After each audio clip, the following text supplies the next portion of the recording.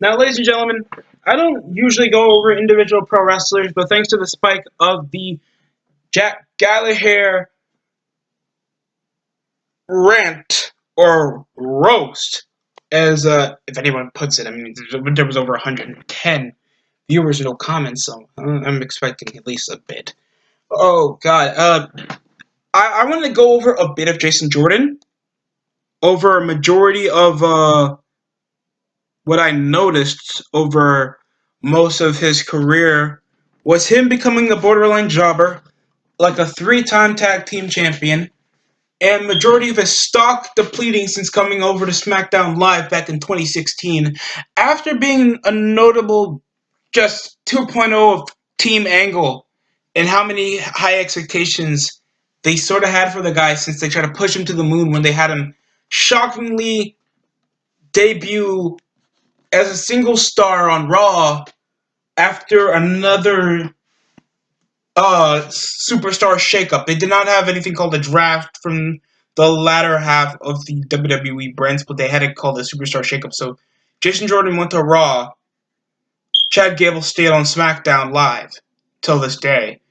So as soon as that happened, I remember seeing an interference on matchups backstage segments involving Corey Graves go over some big news. Keep this as a secret. This is going to maybe ruin your image.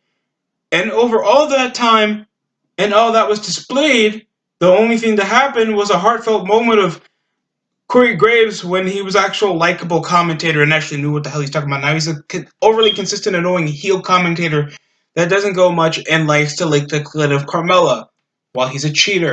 And with Jason Jordan being shown to be the prodigal, legitimate biological son of Kurt Angle, hijinks ensues over a majority of that. And I have nothing against Jason Jordan, amazing athlete. The guy obviously has some energy in him. He's buff. He looks like a taller Taz with Kurt Angle's ability back in the 90s. Do I think he has some issues? Yes. He's retarded. He looks like he can barely stand at least a sentence in the mic without getting cut off immediately because he really has no other interest other than he was part of the greatest, best team ever 2.0. He puts up average borderline matchups that just requires him doing a Hulk up Kurt Angle momentum shift where he's going to do an exploder suplex, a German suplex, a couple suplexes. It's just the same generic crap, and he thinks he's telling a story every time. In a majority of his time, he became a tag team champion when he was Seth Rollins because Dean Ambrose was hurt. Was it a majority of segments involving him getting bitched out by the other wrestlers, treating him like an annoying little shit that's obviously teetering over, trying to get over from the company because of Kurt Angle being GM at the time until 2019. And getting jobbed out by nearly everybody. John Cena, Samoa Joe, Rollins, everybody, Ambrose, everybody was annoyed at this guy. And seriously, what the I'm trying to understand what made Jason Jordan a more highlighted commodity than literally the more logical insistence to be Chad Gable. Is it because Jason Jordan is we are not going there because the Charmaine segment from back on I think an episode of SmackDown when Kurt Angle said he would like some bestiality sex after he said a year or later, I'm not a big fan of the black people, or a year prior I think.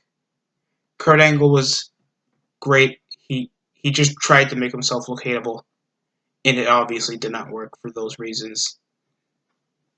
It was just even sadder the time when Survivor Series 2018 was coming up. Shane was going to face the captain of the team was going to be Kurt Angle, with the fifth final member not even being Jason Jordan, his own flesh and blood, a guy that he's trying to get up to the business. It was Triple H. A shocker, but a more likable way to go. I think Jason Jordan wasn't over. Obviously, nobody expected him to even survive the final two or do anything that would require any excitement. You need somebody that's a bit more relevant, a guy that can still go, and somebody that can get at least a good pop, and that would obviously be Triple H. And it ended up being a good Survivor Series match. Jason Jordan he never had a feud that made him a top star. He was still even in the singles run, loses on Raw, but wins tag team matches on pay-per-view. Now it's been 2 years since I've seen Jason Jordan on television. What do I think he's gonna do when he comes back? I mean, Chad Gable obviously had the better half of his career. Underlining favorite in the King of the Ring, multi-time tag team champion, and changed his gimmick. That's at least something to Jason Jordan just becoming a forgettable tag team with Seth Rollins and getting jobbed out by everybody on Raw. He was supposed to be coming back like at least after WrestleMania. I have low expectations for Jason Jordan. Obviously, he has the talent. He just doesn't have any charisma or any type of traits that make a wrestler interesting other than he was on NXT and he feuded when Enzo was not being a pedophile and Kaz was actually likable or just did not talk much. It's that low expectation that you continue to see. It's pretty bad. Jason Jordan was treated as a little shit on the main roster, and he was just better off in a tag team. Do I think he should come back to the main roster? I guess. Pretty much everybody going to AEW now. Or they're better off just making low-come money with less time on their hands on the indie scene. So whatever pushes your buttons, at least you're trying to actually develop your own homegrown talent. And I think WWE's missing some of that. Jesus Christ.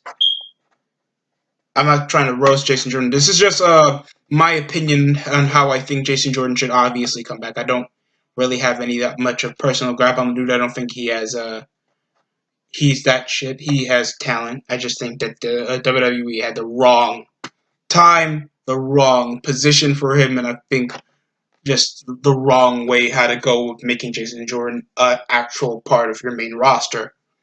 And that's just WWE's fault in their own coming, not Jason Jordan, so I'm not going to rag on him and shit.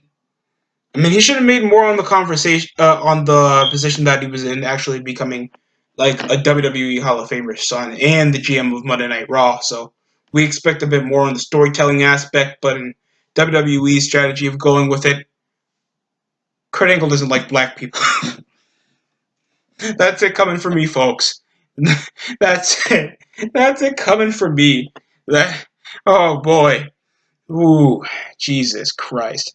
That's it coming from me. I hope you like this video.